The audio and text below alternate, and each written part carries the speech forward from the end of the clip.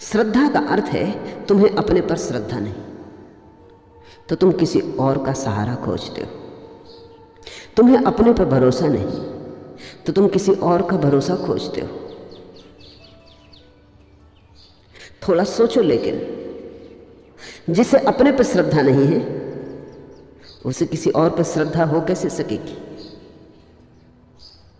जिसे अपने पर श्रद्धा नहीं है उसे अपनी श्रद्धा पर भी कैसे श्रद्धा हो सकेगी? जिसे अपने पर भरोसा नहीं है उसे अपने भरोसे पर कैसे भरोसा आएगा? धोखा होगा। दूसरे के भरोसे में तुम केवल आत्म अश्रद्धा को छिपा लोगे। दूसरे के पीछे चल के तुम चलने की जो कठिनाई थी उससे बच जाओगे। दूसरे का अनुकरण करके वो जो खोज की चुनौती थी उससे चूक जाओगे। अभियान है जोखिम से भरा। तुम जोखिम नहीं उठाना चाहते। तुम भोजन भी पचा पचाया चाहते हो। कोई चबा दे, कोई तुम्हारे मुंह में चबाया उगल दे, ताकि तुम्हें मुंह भी ना चलाना पड़े। झूठा भोजन करने से तुम्हें मितली आएगी, लेकिन झूठी श्रद्धा से तुम्हें मितली नहीं आती। कोई दूसरा दे देता है और तुम मान लेते हो। इससे सिर्फ एक ही बात पता चलती कि मानने का तुम्हारे मन में कोई मूल्य ही नहीं। तुम दूसरे के उतारे कपड़े पहनने को राजी नहीं होते क्योंकि कपड़ों का तुम्हारे मन में कोई मूल्य है, लेकिन तुम दूसरे के उतारे शास्त्र पहनने को राजी हो जाते हो। इससे एक ही बात पता चलती है कि तुम्हारे मन में कोई मूल्य ही नहीं। तुम इस बात को इतना व्यर्थ समझते हो कि अपना हुआ कि पराया, हुआ कि न हुआ सब बराबर है। सत्य की गरिमा तुम्हारे मन में नहीं, अन्यथा तुम उधार कैसे स्वीकार करते? सत्य और उधार, सत्य और किसी और का। एक पंडित एक चम्हार की दुकान पर जूते सुधरवाने गया। जूते की हालत बड़ी बुरी थी, तो उस चम्हार ने कहा 2-4 दिन लगेंगे। तो पंडित ने कहा तो बड़ा मुश्किल होगा, 2-4 दिन मुझे बिना जूते के चलना पड़ेगा, जल्दी नहीं हो सकती, 2-4 घंटे में नहीं हो सकता। तो उस चम्हार ने कहा ऐसा करो, ये एक जोड़ी सुधरी पड़ी है, ये तुम 2-4 दिन पहन लो, फिर तुम्हारी ठीक हो जाए, ले जाना, ये वापस कर जाना। पंडित ने वो जोड़ी देखी, वो किसी की और की जोड़ी थी जो उसने सुधार कर रखी थी। उसने कहा सोच समझ से बात कर, मैं और किसी दूसरे के जूते उधार पहनूंगा, किसी के पहने हुए जूते? तूने मुझे समझा क्या है? वो चम्हार हंसने लगा। उसने कहा कि मैंने तो सोचा आप पंडित इतने उधार जूते पहने हुए, एक और हो जाएगा तो क्या हर्ज। जिसने आत्मा तक के वस्त्र उधार ले लिए वो पैरों में जूते डालने में दूसरे के परेशान हो रहा है। लेकिन पैरों का हमारे मन में मूल्य है, आत्मा का कोई मूल्य नहीं। बुद्ध कहते हैं जो श्रद्धा से रहित है। तुम किसे श्रद्धा कहते हो? तुम किसे विश्वास कहते हो? तुम अकेले घबराए हुए हो, तुम अकेले कप रहे हो, तुम किसी का सहारा पकड़ लेते हो। लेकिन कौन कब किसका सहारा हुआ है? इस संसार में स्वयं ही खोजना पड़ता है। वस्तुतः सत्य से भी ज्यादा मूल्यवान खोज है। जो खोजता है ठीक से, जिसकी खोज सम्यक है, उसको सत्य तो मिल ही जाता है, वो तो परिणाम है। लेकिन तुम खोज से बचना चाहते हो। तुम्हारी हालत उस छोटे बच्चे जैसी है जो गणित करता है और किताब उलट के पीछे लिखे उत्तर देख लेता है। इसको तुम श्रद्धा कहते हो। विधि नहीं करना चाहता, उधार उत्तर ले लेता है। लेकिन उधार उत्तर आ जाने से भी गणित हल नहीं होता। विधि तो जाननी ही पड़ेगी। ये उधार उत्तर व्यर्थ है, क्योंकि गणित का उपयोग यही था कि जब जीवन में प्रश्न तुम्हारे सामने खड़े हो तो तुम्हारे हाथ में विधि हो, ताकि तुम उत्तर खोज सको। अब ये उत्तर तुमने मुफ्त पा लिया, विधि से तुम चूक गए, गणित का अर्थ ही ना रहा। अब जीवन में जब भी कोई सवाल उठेगा, और जीवन में कोई किताब थोड़ी है जिसको उलट के तुम पीछे लिखे उत्तर देख लोगे। स्कूल की किताबों में पीछे उत्तर लिखे होते, जिंदगी की किताब में तो कहीं पीछे कोई उत्तर नहीं, उत्तर खोजने होते। यहां उत्तर निर्मित करने होते, अपने खून से सींचने होते। यहां प्राणों को चुकाते हो तो उत्तर मिलते। एक बार अगर श्रद्धा की झूठ तुम्हें पकड़ गई, तुमने कहा हम क्या करेंगे जानकर, बुद्ध पुरुषों ने जान लिया, कृष्ण और क्राइस्ट ने जान लिया, हम तो सिर्फ मान लेते। तुम्हारी श्रद्धा जानना नहीं है, मानना है। और सत्य माना नहीं जा सकता, केवल जाना ही जा सकता है। सत्य इतना सस्ता नहीं कि तुम मान लो और मिल जाए, खोजना पड़ेगा। दुर्गम पथ है, लंबी यात्रा है, निश्चित कुछ भी नहीं। मिलेगा भी, ये भी कोई आश्वासन नहीं दे सकता। ज्यादा से ज्यादा कोई इतना ही कह सकता है कि मैं भी चला, मैं भी भटका, पहुंच गया। आशा करता हूं तुम भी चलोगे, भटकोगे, गिरोगे, उठोगे, पहुंच जाओगे। आशा हो सकती है, आश्वासन नहीं हो सकता। आशीर्वाद कोई दे सकता है, आश्वासन कोई भी नहीं दे सकता। शुभ कामना कोई कर सकता है कि प्रभु करे तुम पहुंच जाओ, लेकिन पहुंचने के लिए कोई गारंटी नहीं दे सकता। सत्य कोई बाजार में बिकने वाली वस्तु नहीं,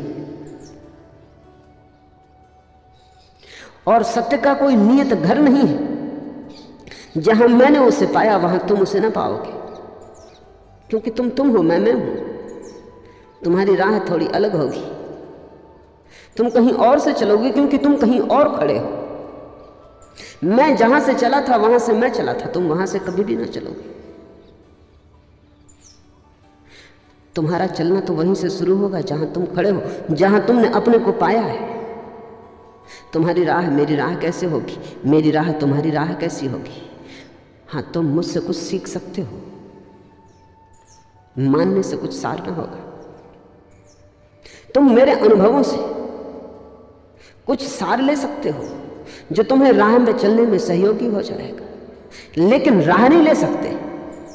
इसलिए बुद्ध ने कहा है, बुद्ध पुरुष केवल इशारा करते, उनकी अंगुलियों को पकड़ के मान के बैठ मत जाना। उनके इशारे मंजिल नहीं, चलना तुम्हें होगा, यात्रा तुम्हें करनी होगी, भटकना तुम्हें होगा। सत्य को पाने में सत्य के मार्ग पर मिली हुई कठिनाइयां अनिवार्य हिस्सा है, क्योंकि सत्य कोई वस्तु थोड़ी है जो बाहर रखी है। उसकी खोज में ही तुम्हारे भीतर जो निर्मित होता है वही सत्य है। उसकी खोज में, सतत चेष्टा में, बार बार भटक के फिर तुम लौट आते हो, फिर खोजते हो, गिरते हो, उठते हो, 1000 बार हाथ से सूत्र छूट जाता है, फिर तलाशते हो। इस सारी खोज में तुम्हारे भीतर कोई संगठित होने लगता है प्राण। इस सारी खोज में तुम्हारे भीतर टूटे हुए, बिखरे हुए खंड करीब आने लगते हैं। एक रासायनिक प्रक्रिया घटती है, एक कीमिया से तुम गुजर जाते हो। तुम बिखरे टुकड़े नहीं रह जाते, तुम संगठित हो जाते हो। तुम्हारे भीतर आत्मा का जन्म होता है, वही आत्मा सत्य है। सत्य की खोज में ही सत्य निर्मित होता है। सत्य की खोज सत्य के जन्म की प्रक्रिया है। सत्य कहीं तैयार होता तो हम दूसरों से उधार ले लेते, रास्ते बना लेते, नक्शे तैयार हो जाते, दिशा सूचक निशान लगा देते, मील के पत्थर गाड़ देते, सब चीजें सरल हो जाती, भीड़ चुपचाप चली जाती, कुछ खोजना ना पड़ता। लेकिन सत्य बाहर नहीं है, खोजते हो तुम, तुम्हारे भीतर निर्मित होता। जैसे गर्भ में बच्चा निर्मित होता है, ऐसे तुम्हारे भीतर सत्य का जन्म होता है। प्रसव की पीड़ा से गुजरना ही होगा, गर्भ के बोझ को ढोना ही होगा। तो जब बुद्ध कहते हैं जो श्रद्धा से रहित, तो वो ये कह रहे हैं जो मान्यताओं से मुक्त है, जिसने विश्वास नहीं किया, जो खोजने को तत्पर है, जो खोजेगा तो ही मानेगा, जो खोज के पहले नहीं मानेगा। इसका क्या अर्थ हुआ? क्या इसका यह अर्थ हुआ कि जो अश्रद्धा से भरा है? नहीं, फिर तुम चूक जाओगे। वही भूल भारत के पंडितों ने की। उन्होंने समझा बुद्ध अश्रद्धा सिखाते। बुद्ध केवल इतना कह रहे थे कि श्रद्धा छोड़ो। बुद्ध अश्रद्धा पकड़ने को नहीं कह रहे थे, क्योंकि फिर अश्रद्धा ही श्रद्धा हो जाती। तुम जिसे पकड़ लेते हो वही श्रद्धा हो जाती। नास्तिक की भी श्रद्धा होती है, आस्तिक उसको अश्रद्धा कहता है। नास्तिक के लिए तो वो श्रद्धा ही होती। किसी कम्युनिस्ट से पूछो, उसके लिए तो कार्ल मार्क्स की कैपिटल वैसे ही है जैसे हिंदुओं के लिए वेद है, मुसलमानों के लिए कुरान है। और हिंदुओं का वेद तो हजारों साल की चोटें खा खा के थोड़ा नब भी गया है, विनम्र भी हो गया है। कैपिटल अभी बड़ा नया वेद है, अभी बड़ी अकड़ से भरा है। अभी समय की चोटें बहुत नहीं खाई, अभी 100 साल ही हुए हैं उस किताब को लिखे हुए। तो जैसे बच्चे में अकड़ हो, सीमाओं का बोध नहीं होता, सब कुछ को पा लेने का ख्याल होता है, कुछ भी असंभव नहीं है ऐसी धारणा होती, ऐसी ही अवस्था है। न तो हिंदू वेद को पढ़ते हैं, न कम्युनिस्ट कैपिटल को पढ़ते हैं। मुझे अब तक कोई कम्युनिस्ट नहीं मिला जिसने पूरी कैपिटल पढ़ी हो, न कोई हिंदू मिला जिसने पूरा वेद पढ़ा हो। पढ़ने की जरूरत ही क्या है? मानना जब हो तो पढ़ने की जरूरत क्या है? मान लिया, बात खत्म हो गई। असल में मान लेने के पीछे यही तो छिपा है कि पढ़ने की भी झंझट कौन करे, खोजने की भी झंझट कौन करे। ठीक है, ठीक ही होगा, झंझट मिटी। नास्तिक की भी श्रद्धा होती, वो कहता है ईश्वर नहीं, ये उसकी श्रद्धा है। आस्तिक इसे अश्रद्धा कहता है, क्योंकि आस्तिक की श्रद्धा है कि ईश्वर है। अगर तुम नास्तिक से पूछो तो वो कहेगा कि आस्तिक जिसको श्रद्धा कहता है वो अश्रद्धा है, वो नास्तिक के ईश्वर में अश्रद्धा है। नास्तिक कहता है ईश्वर नहीं, यही उसका ईश्वर है। कभी तुमने गौर किया, नास्तिक भी मरने मारने को उतारू हो जाता। ये बड़े मजे की बात है, ईश्वर है ही नहीं। तो अगर कोई आस्तिक ईश्वर के लिए मरने मारने को उतारू होता हो तो समझ में आता है कि चलो कम से कम इसका ईश्वर है। तो नास्तिक भी मरने मारने को उतारू हो जाता, उसके लिए जो है ही नहीं, विवाद करता है, जीवन गंवाता है। आस्तिकों से ज्यादा भी नास्तिक विवाद में समय गंवाते। कोई पूछे कि जो है ही नहीं, उसके लिए तुम परेशान क्यों हुए जा रहे? नहीं, जो नहीं है इतने पर ही बात पूरी नहीं हो जाती, इसे सिद्ध करना पड़ेगा। इसके लिए प्रमाण जुटाने पड़ेंगे कि नहीं, और जो कहते हैं कि है उनको गलत सिद्ध करना पड़ेगा, क्योंकि ये श्रद्धा का मामला है। अगर दूसरा कहे चला जाए कि है तो हमारी श्रद्धा को डगमगाहट पैदा होती, संदेह पैदा होता है कि कहीं हो ही ना। इसलिए सारा इंतजाम करना पड़ता है नास्तिक को भी कि नहीं, उसको नहीं के मंदिर बनाने पड़ते, उसे इंकार के शास्त्र निर्मित करने पड़ते। बुद्ध अश्रद्धा नहीं सिखा रहे हैं, बुद्ध कह रहे हैं श्रद्धा ना हो। बुद्ध ये कह रहे हैं कि तुम्हारा चित्त मान्यता से घिरा ना हो, ना इस तरफ ना उस तरफ। जब जाना ही नहीं है तो हम निर्णय कैसे करें? पता नहीं है, पता नहीं ना हो, हमें पता नहीं, तो हम अपने इस अज्ञान को किसी ज्ञान से न ढांकें। आस्तिक का भी दावा वही है जो नास्तिक का है। आस्तिक कहता है ईश्वर है, यह हमें पता है। नास्तिक कहता है ईश्वर नहीं है, यह हमें पता है, मगर दोनों को पता है। बुद्ध कहते हैं सच में तुम्हें पता है? थोड़ा सोचो, थोड़ा मनन करो, तुम्हें पता है तो पैर के नीचे से जमीन की शक्ति मालूम होगी। पता तो नहीं, सुन रखा है, कहा है किसी ने, सुना है किसी से, समझ लिया है, मान भी लिया है। माना क्यों है? बुद्ध कहते हैं तुम्हारी सारी श्रद्धा के पीछे भय है। तुम्हारी श्रद्धा भय का ही विस्तार है। बिना ईश्वर को माने बड़ी कठिनाई है। हजार उलझनें खड़ी हो जाती हैं जो हल नहीं होती।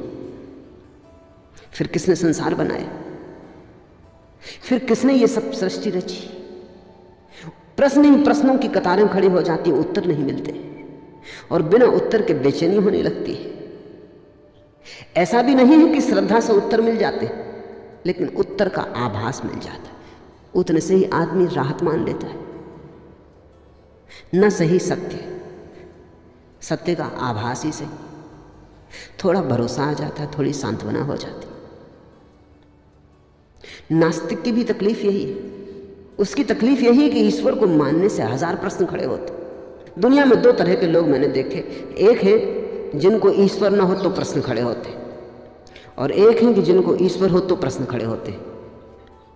मगर दोनों की तकलीफ यह है कि ईश्वर के होने न होने से उन्हें प्रश्न खड़े होते, और कोई ना कोई उत्तर चाहिए। बिना उत्तर के सिर्फ प्रश्न में जीना बड़ा कष्ट है, बड़ा दूभर है। सिर्फ प्रश्न में जीना, समस्या में घिरे सब तरफ से, हाथ में कुछ भी सूत्र नहीं बन गई। आज किसी ने जरा सा उकसा दिया, अंगारा तो था ही भीतर, रोज रोज संभाला था, हो गए। राख भी जमी थी तो बस ऊपर जरा सी परत थी, किसी ने फूंक मार दी, परत झड़ गई, अंगारा बाहर आ गया, तुम क्रोध से भर गए। आज तुम क्रोध करोगे, कल के लिए फिर और तैयारी हो गई। ऐसे रोज रोज तुम अभ्यास बनाते जाओगे, संस्कार गहन होता जाएगा, और जितना संस्कार गहन हो जाएगा उतने ही तुम यंत्रवत हो जाओगे।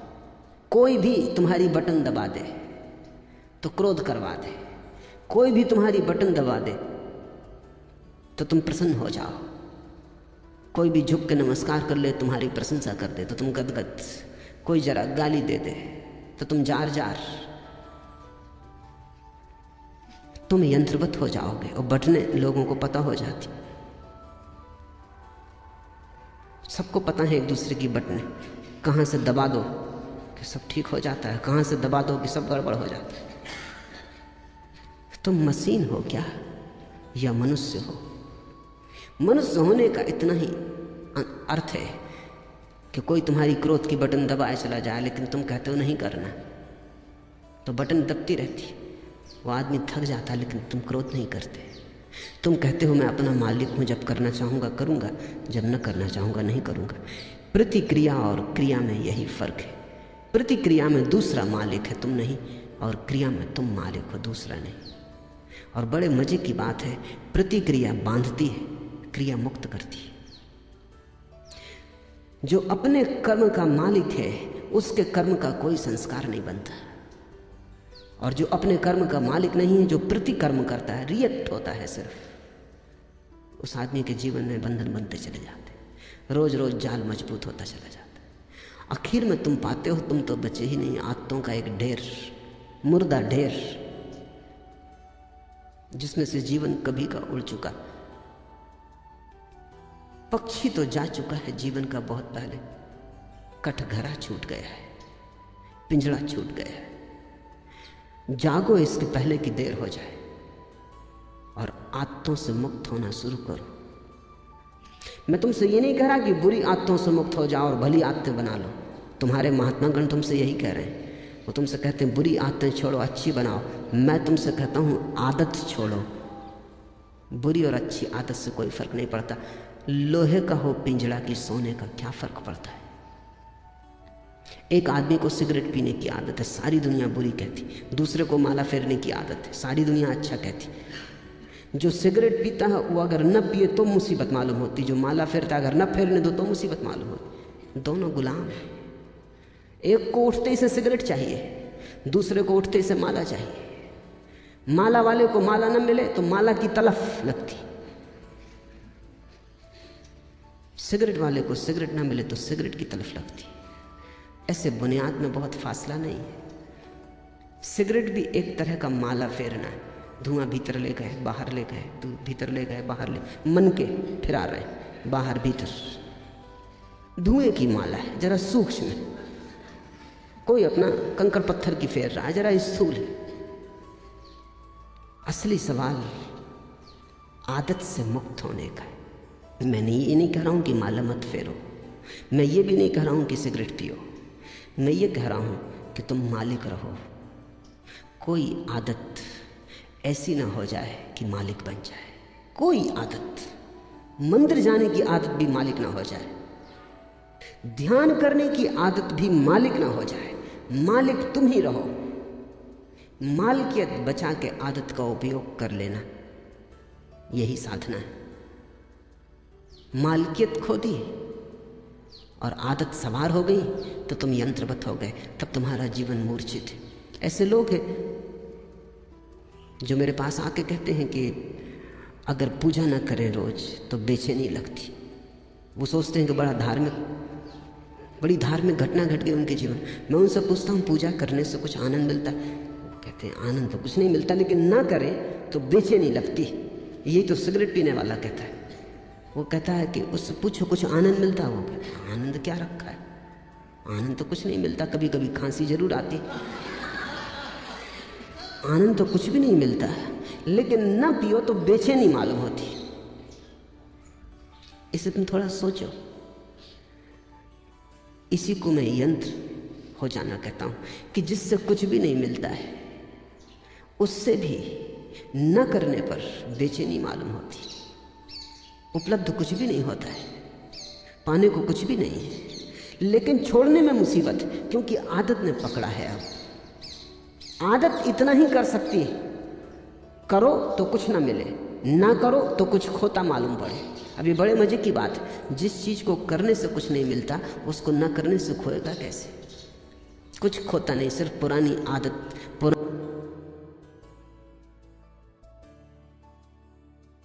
आदत बन गई। आज किसी ने जरा सा उकसा दिया, अंगारा तो था ही भीतर, रोज रोज संभाला था हो गए। राख भी जमी थी तो बस ऊपर जरा सी परत थी, किसी ने फूंक मार दी, परत झड़ गई, अंगारा बाहर आ गया, तुम क्रोध से भर गए।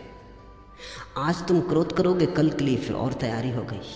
ऐसे रोज रोज तुम अभ्यास बनाते जाओगे, संस्कार गहन होता जाएगा, और जितना संस्कार गहन हो जाएगा उतने ही तुम यंत्रवत हो जाओगे।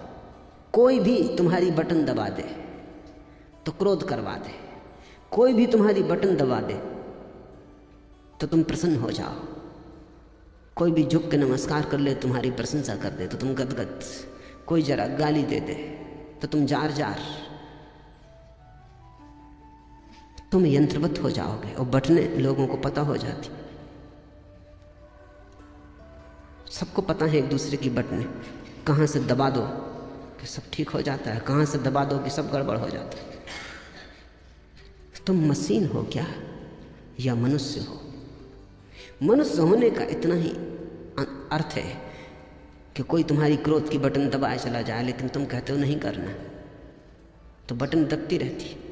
वो आदमी थक जाता, लेकिन तुम क्रोध नहीं करते। तुम कहते हो मैं अपना मालिक हूं, जब करना चाहूंगा करूंगा, जब न करना चाहूंगा नहीं करूंगा। प्रतिक्रिया और क्रिया में यही फर्क है। प्रतिक्रिया में दूसरा मालिक है, तुम नहीं, और क्रिया में तुम मालिक हो, दूसरा नहीं। और बड़े मजे की बात है, प्रतिक्रिया बांधती है, क्रिया मुक्त करती है। जो अपने कर्म का मालिक है उसके कर्म का कोई संस्कार नहीं बनता, और जो अपने कर्म का मालिक नहीं है, जो प्रतिकर्म करता है, रिएक्ट होता है सिर्फ, उस आदमी के जीवन में बंधन बनते चले जाते, रोज रोज जाल मजबूत होता चला जाता है। आखिर में तुम पाते हो तुम तो बचे ही नहीं, आदतों का एक ढेर, मुर्दा ढेर, जिसमें से जीवन कभी का उड़ चुका। पक्षी तो जा चुका है जीवन का बहुत पहले, कटघरा छूट गया है, पिंजड़ा छूट गया है। जागो इसके पहले कि देर हो जाए, और आदतों से मुक्त होना शुरू करो। मैं तुमसे ये नहीं कह रहा कि बुरी आदतों से मुक्त हो जाओ और भली आदतें बना लो। तुम्हारे महात्मागण तुमसे यही कह रहे हैं, वो तुमसे कहते हैं बुरी आदतें छोड़ो, अच्छी बनाओ। मैं तुमसे कहता हूं आदत छोड़ो। बुरी और अच्छी आदत से कोई फर्क नहीं पड़ता। लोहे का हो पिंजड़ा की सोने का क्या फर्क पड़ता है? एक आदमी को सिगरेट पीने की आदत है, सारी दुनिया बुरी कहती। दूसरे को माला फेरने की आदत है, सारी दुनिया अच्छा कहती। जो सिगरेट पीता है वो अगर न पिए तो मुसीबत मालूम होती, जो माला फेरता है अगर न फेरने दो तो मुसीबत मालूम होती। दोनों गुलाम हैं। एक को उठते ही से सिगरेट चाहिए, दूसरे को उठते ही से माला चाहिए। माला वाले को माला न मिले तो माला की तलफ लगती, सिगरेट वाले को सिगरेट न मिले तो सिगरेट की तलफ लगती। ऐसे बुनियाद में बहुत फासला नहीं है। सिगरेट भी एक तरह का माला फेरना है, धुआं भीतर ले गए बाहर ले गए, भीतर ले गए बाहर ले, मन के फिरा रहे हैं बाहर भीतर। धुएं की माला है, जरा सूक्ष्म है। कोई अपना कंकर पत्थर की फेर रहा है, जरा स्थूल है। असली सवाल आदत से मुक्त होने का है। मैंने ये नहीं कह रहा हूं कि माला मत फेरो, मैं ये भी नहीं कह रहा हूं कि सिगरेट पियो, मैं ये कह रहा हूं कि तुम मालिक रहो। कोई आदत ऐसी ना हो जाए कि मालिक बन जाए। कोई आदत, मंदिर जाने की आदत भी मालिक ना हो जाए, ध्यान करने की आदत भी मालिक ना हो जाए। मालिक तुम ही रहो। मालकियत बचा के आदत का उपयोग कर लेना, यही साधना है। मालकियत खो दी और आदत सवार हो गई तो तुम यंत्रवत हो गए, तब तुम्हारा जीवन मूर्छित है। ऐसे लोग हैं जो मेरे पास आके कहते हैं कि अगर पूजा ना करें रोज तो बेचैनी लगती। वो सोचते हैं कि बड़ी धार्मिक घटना घट गई उनके जीवन। मैं उनसे पूछता हूँ पूजा करने से कुछ आनंद मिलता है? वो कहते हैं आनंद तो कुछ नहीं मिलता, लेकिन ना करें तो बेचैनी लगती। यही तो सिगरेट पीने वाला कहता है। वो कहता है कि उससे पूछो कुछ आनंद मिलता? वो कहता है आनंद क्या रखा है, आनंद तो कुछ नहीं मिलता, कभी कभी खांसी जरूर आती, आनंद तो कुछ भी नहीं मिलता। लेकिन ना पियो तो बेचैनी मालूम होती। इसे तुम थोड़ा सोचो। इसी को मैं यंत्र हो जाना कहता हूं कि जिससे कुछ भी नहीं मिलता है, उससे भी न करने पर बेचैनी मालूम होती। उपलब्ध कुछ भी नहीं होता है, पाने को कुछ भी नहीं है, लेकिन छोड़ने में मुसीबत, क्योंकि आदत ने पकड़ा है। अब आदत इतना ही कर सकती है, करो तो कुछ ना मिले, ना करो तो कुछ खोता मालूम पड़े। अब ये बड़े मजे की बात है, जिस चीज को करने से कुछ नहीं मिलता उसको न करने से खोएगा कैसे? कुछ खोता नहीं, सिर्फ पुरानी आदत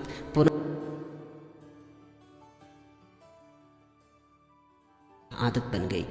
आज किसी ने जरा सा उकसा दिया, अंगारा तो था ही भीतर, रोज रोज संभाला था हो गए। राख भी जमी थी तो बस ऊपर जरा सी परत थी, किसी ने फूंक मार दी, परत झड़ गई, अंगारा बाहर आ गया, तुम क्रोध से भर गए। आज तुम क्रोध करोगे, कल के लिए फिर और तैयारी हो गई। ऐसे रोज रोज तुम अभ्यास बनाते जाओगे, संस्कार गहन होता जाएगा, और जितना संस्कार गहन हो जाएगा उतने ही तुम यंत्रवत हो जाओगे। कोई भी तुम्हारी बटन दबा दे तो क्रोध करवा दे, कोई भी तुम्हारी बटन दबा दे तो तुम प्रसन्न हो जाओ, कोई भी झुक के नमस्कार कर ले, तुम्हारी प्रशंसा कर दे तो तुम गदगद, कोई जरा गाली दे दे तो तुम जार जार, तुम यंत्रवत हो जाओगे। और बटने लोगों को पता हो जाती, सबको पता है एक दूसरे की बटने, कहां से दबा दो कि सब ठीक हो जाता है, कहां से दबा दो कि सब गड़बड़ हो जाता है। तुम मशीन हो क्या या मनुष्य हो? मनुष्य होने का इतना ही अर्थ है कि कोई तुम्हारी क्रोध की बटन दबाए चला जाए, लेकिन तुम कहते हो नहीं करना, तो बटन दबती रहती, वो आदमी थक जाता, लेकिन तुम क्रोध नहीं करते। तुम कहते हो मैं अपना मालिक हूं, जब करना चाहूंगा करूंगा, जब न करना चाहूंगा नहीं करूंगा। प्रतिक्रिया और क्रिया में यही फर्क है। प्रतिक्रिया में दूसरा मालिक है, तुम नहीं, और क्रिया में तुम मालिक हो, दूसरा नहीं। और बड़े मजे की बात है, प्रतिक्रिया बांधती है, क्रिया मुक्त करती है।